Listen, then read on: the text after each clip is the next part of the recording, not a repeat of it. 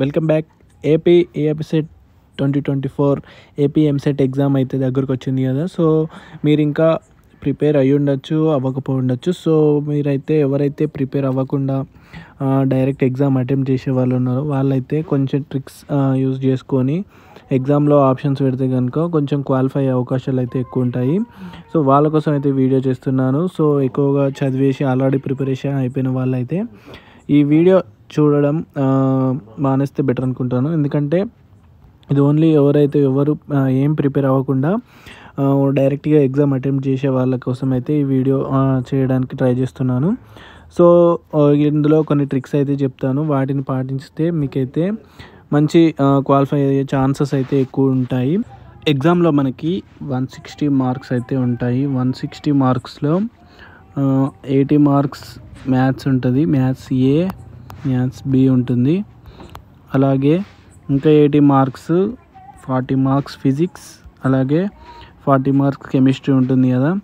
So అందులో మీరు ఏదైనా ఒక సబ్జెక్ట్ అయితే వచ్చే ఉంటుంది మీకు, లేదా ఏ సబ్జెక్టు రాదు, ఏమీ రాదు, ఓన్లీ జస్ట్ అటెంప్ట్ చేసి రావాలి అంటే కనుక మీరైతే ట్రిక్స్ అయితే చూడండి. ఇక్కడ ఫస్ట్ ట్రిక్ ఏంటంటే మీకు 160 క్వశ్చన్స్ ఉంటాయి కదా.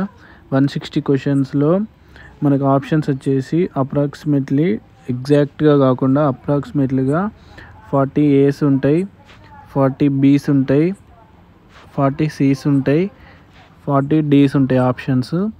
సో మీరు అందులో మీకు తెలిసిన ఆన్సర్స్ కరెక్ట్గా కొన్ని ఆప్షన్స్ పెట్టారనుకోండి, మీకు ఏమీ రాదు కాబట్టి ఒక 30 ఆప్షన్స్ అయితే మీకు తెలిసిన ఆన్సర్ చేశారనుకోండి, అందులో మ్యాక్సిమం ఏలు ఉన్నాయనుకోండి, మీకు తెలిసిన ఆన్సర్స్లో ఏ ఆప్షన్లు ఎక్కువ వచ్చాయనుకోండి, మీరు ఏం చేయాలి అప్పుడు, వేరే ఏ ఆప్షన్ కాకుండా బీసీడీలో ఏదైనా ఒక ఆప్షన్, డి ఆప్షన్ అనుకున్నారనుకోండి, మిగతా వాటన్నిటికీ డి ఆప్షన్ ఇచ్చారనుకోండి, మీకు ఎక్కువ మార్క్స్ వచ్చే అవకాశం అయితే ఉంటుంది. సెకండ్ ట్రిక్ ఏంటంటే ఆప్షన్స్ కొన్ని క్వశ్చన్స్ ఈక్వేషన్స్ ఉన్నాయనుకోండి, x+y = 2 or 3 అని ఉందనుకోండి.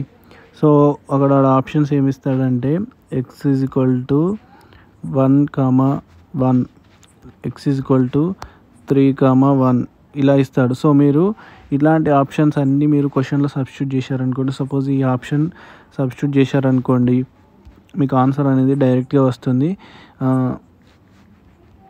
x, y అనుకోండి. సో x అనేది 1, y అనేది 1 అనుకోండి, ఇక్కడ ఈక్వేట్ అవుతుంది. సో మనకి ఈ ఆప్షన్ అనేది కరెక్ట్ అని డైరెక్ట్గా పెట్టచ్చు. సో ఇలాంటి క్వశ్చన్స్ అనేది మీరు చూసుకొని ఆన్సర్ చేయాలి. సో అదొకటి. అలాగే థర్డ్ ట్రిక్ ఏంటంటే సో మీరు క్వశ్చన్లు అన్నీ అటెంప్ట్ చేయాలి, ఎందుకంటే నాన్ నెగిటివ్ కాబట్టి ఎగ్జామ్లో క్వశ్చన్స్ అన్నీ అటెంప్ట్ చేయాలి.